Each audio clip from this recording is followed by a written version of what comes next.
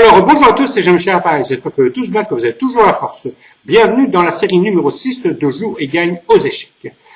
Donc, il y a déjà plusieurs séries. Vous pouvez refaire les précédentes. J'ai tout mis dans une playlist et je mets la playlist ici au-dessus de la vidéo ou alors dans la description sur YouTube. D'accord? Voilà. Donc, et j'en profite pour mettre les autres playlists comme échecs et maths, échecs et gaffe, les finales aux échecs.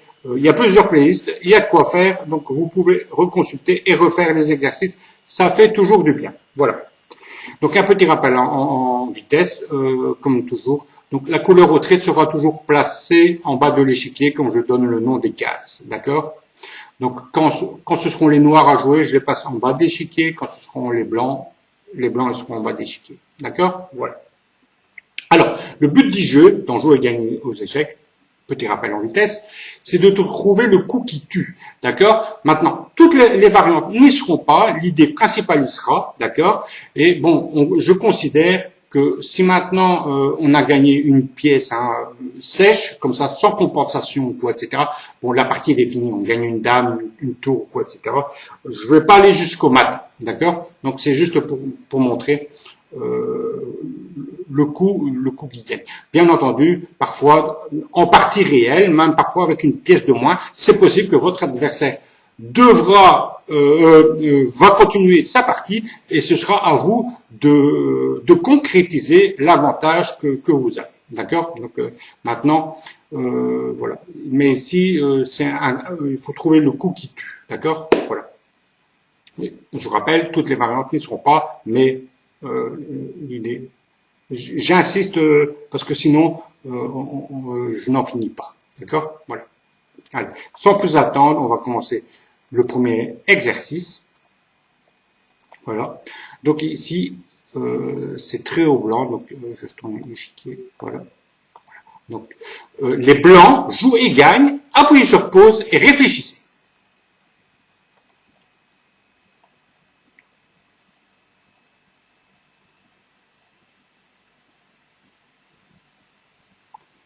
Alors, avez-vous trouvé la solution? Eh bien, la solution, la voici. C'est terrible. Cavalier F6. D'accord? Le roi, il va en G7. Évidemment, il peut pas aller en H8 parce que sinon, il y a mat. Hein. Comme ça. Et c'est mat. D'accord? Donc, il est obligé d'aller en G7. Et maintenant, qu'est-ce que les blancs jouent? Si vous voulez réfléchir, réfléchissez, appuyez sur pause. Eh bien, voilà. En fait, les blancs, ils jouent dame. Prends la tour en E5. Le pion D va prendre la dame. Et alors, maintenant, il y a cavalier E8, échec, et oui, avec une fourchette royale. Alors, c'est le roi va essayer d'attaquer le cavalier. Et ici, le cavalier prend la dame en C7. Donc ici, on se retrouve avec une tour de plus. D'accord? Donc, je considère que la partie, de toute façon, la partie, elle est foutue pour les noirs, objectivement. D'accord? Donc, mais n'oubliez pas que en partie, en interclub, nationaux ou quoi, etc., parfois votre adversaire, il pourra éventuellement continuer, mais c'est à vous de vous battre à concrétiser l'avantage que vous avez. D'accord? Mais ici, allez, soyons honnêtes, avec une pièce de plus, c'est gagnant pour les bleus. D'accord? Voilà. On va passer au second exercice. Donc ici, c'est les blancs jouent et gagnent. Appuyez sur pause et réfléchissez.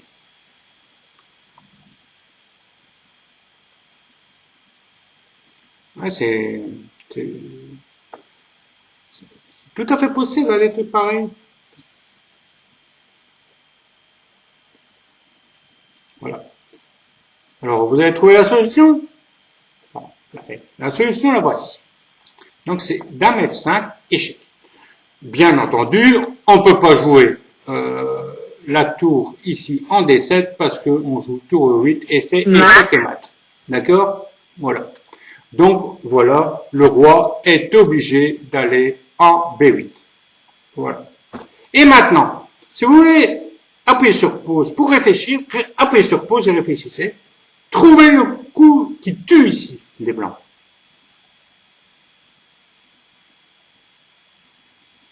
Est-ce que vous avez la solution? Ben, le coup qui tue, eh bien, voilà, c'est dame D7. Bien entendu, vous avez vu que vous pouvez pas faire tour prend dame parce qu'il y a tour E8 échec, la tour elle revient en D8 et on fait tour prend tour et c'est mat. Donc voilà. Alors je vais revenir ici.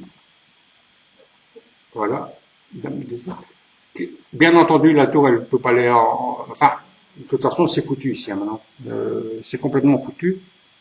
Parce que bon maintenant, si maintenant la tour elle va ici en F8, G8 ou H8, on joue ça, on joue ça, on joue ça, et c'est mat, d'accord. Donc, à la limite, maintenant, il peut jouer ici, d'accord. Mais alors, on joue la tour ici en E8, et maintenant, si la tour prend tour, on fait dame prend tour, et c'est échec et mat. Donc, pour éviter le mat, il faut pousser A5, A6, B6, B5, enfin, ou quoi, etc. Mais de toute façon, ça va perdre la tour, et à ce moment-là, ben, c'est fini. Donc, admettons A6 pour faire une porte de sortie. Ben, maintenant, on peut prendre même de la tour avec échec, et roi A7. Et voilà, donc c'est terminé pour les noirs, les blancs, ils sont hyper gagnants, hein, d'accord. Donc voilà. Donc en fait, vous voyez, il y avait l'échec intermédiaire, comme ceci, hein, en F5, avec échec. Le roi est bien obligé d'aller en B8, comme j'ai expliqué qu'on ne peut pas jouer la tour en D7. Hein. Et alors ça c'est vraiment le beau coup, dame D7, voilà, et qui gagne la partie, comme vous avez vu par la suite. Voilà. D'accord. Allez, on va passer au troisième exercice. Et là, c'est les blancs jouent et gagnent. Appuyez sur pause et réfléchissez.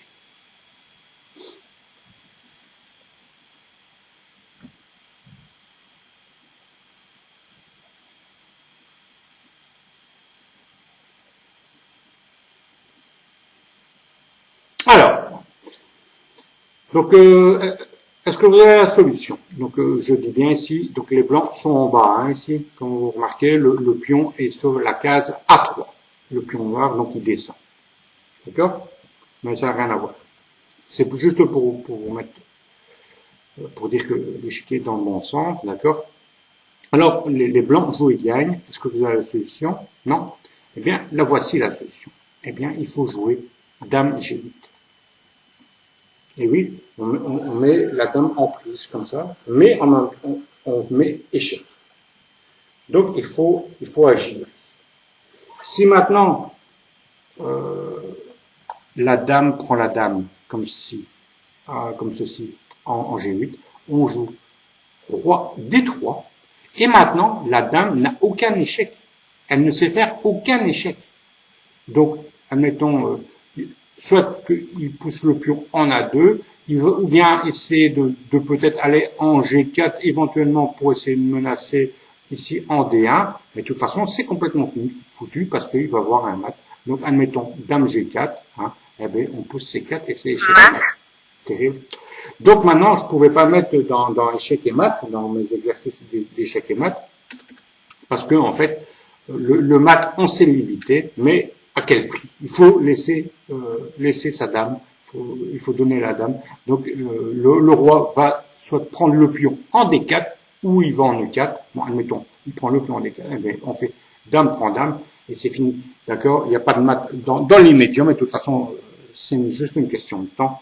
Donc on était obligé de laisser la dame en prise pour éviter le mat en quelques coups comme ça.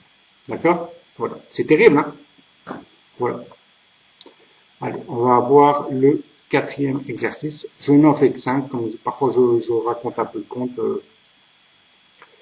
C'est pour pas faire non plus trop long. D'accord. Voilà. Alors ici, c'est les noirs jouent et gagnent. Donc je vais retourner l'échiquier, comme j'ai dit. Voilà. Voilà. Donc les noirs jouent et gagnent. Appuyez sur pause et réfléchissez. Donc, regardez bien la position, réfléchissez.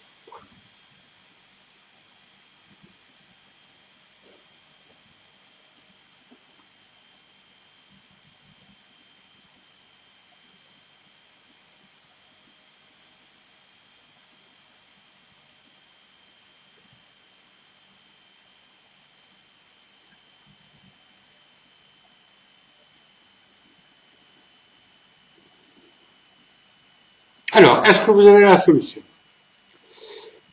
Bon, je vais montrer tout de suite le coup qu'il faut pas jouer, bien que, à la limite, on croirait que c'est tentant, parce que vous voyez la diagonale G1, B6, en jouant Dame B6, on cloue le cavalier, vous voyez.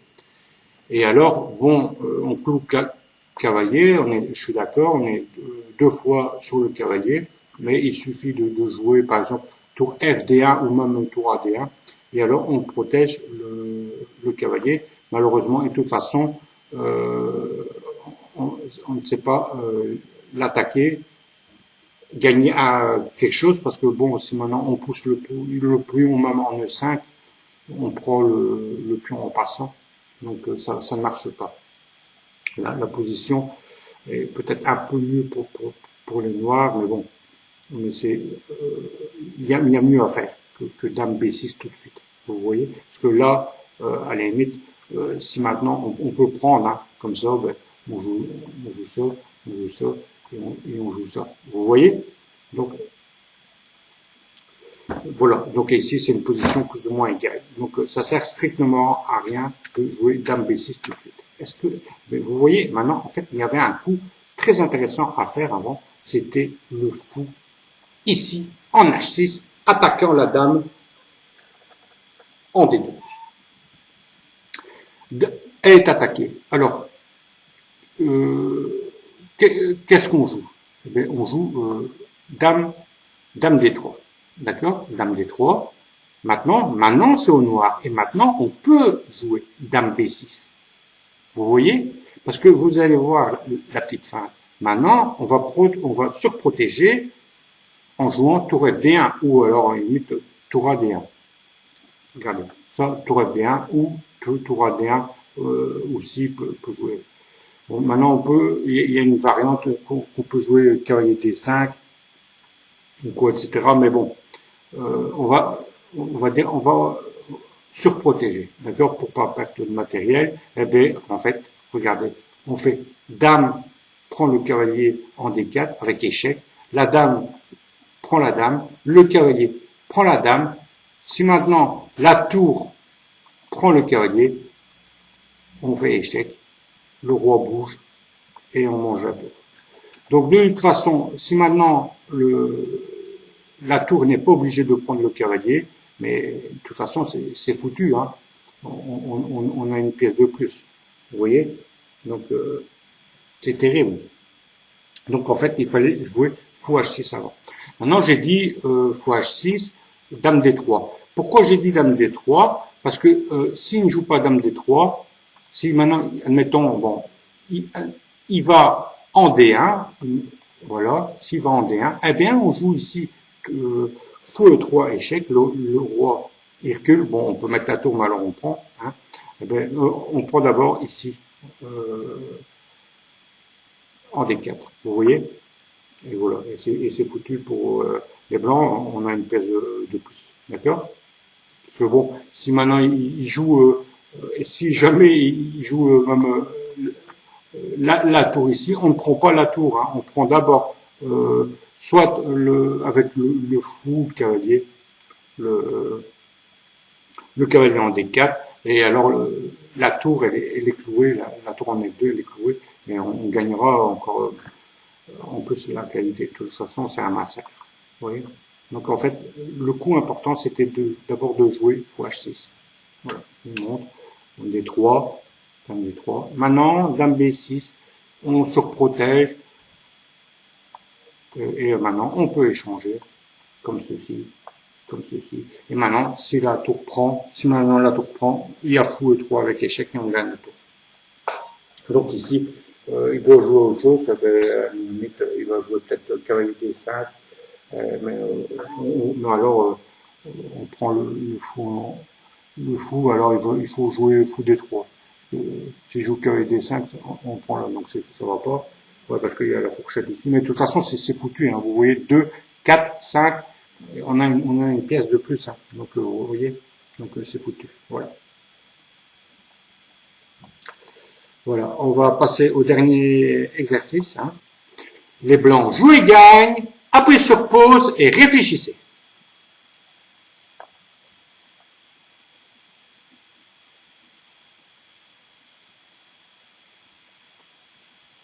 Alors, est-ce que vous avez trouvé la solution? Est-ce que vous avez trouvé le coup qui tue?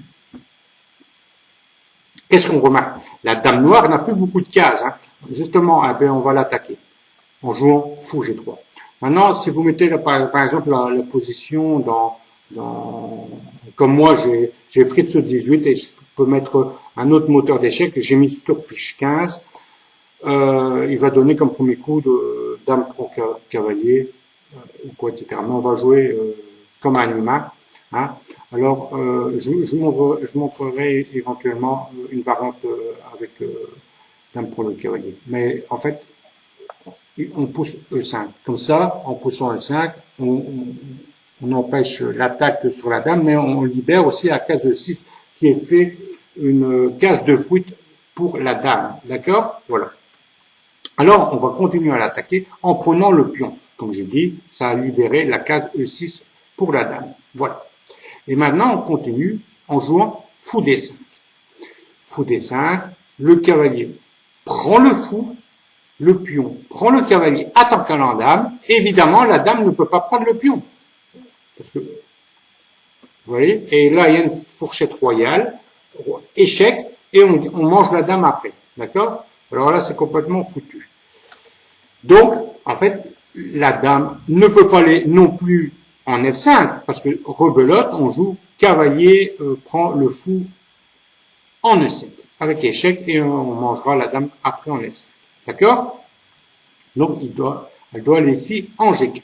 Eh bien, il n'y a pas de souci, on fait cavalier prend le fou en E7, le roi va en F8 pour attaquer le cavalier, nous on fait dame prend dame G4, le fou prend la dame en G4, alors maintenant on peut pousser soit même F3 ou alors jouer cavalier C6, mais résultat des courses, on a une pièce de plus, donc on est gagnant.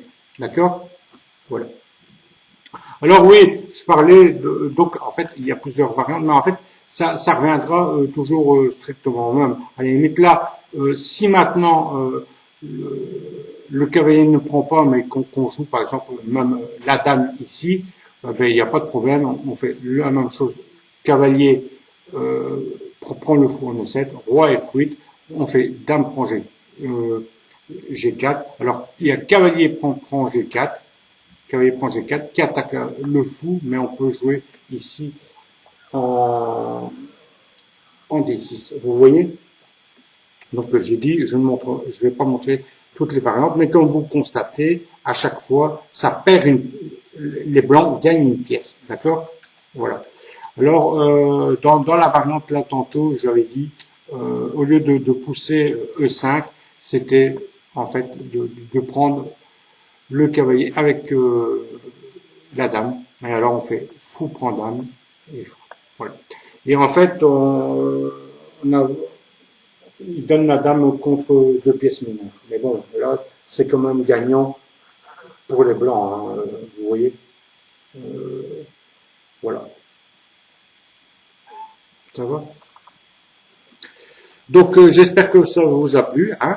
N'oubliez pas de me faire un petit pouce. De refaire les autres exercices qui sont dans les playlists. Il y a plusieurs playlists. Vous pouvez faire des échecs et maths, des jeux et gagne, revoir quelques vidéos sur les finales. Et si c'est maintenant pour vous remonter le moral quand on fait des gaffes, il y a échecs et gaffes aussi qui est important. Donc, faites-moi un petit pouce, ça me fera plaisir. Hein.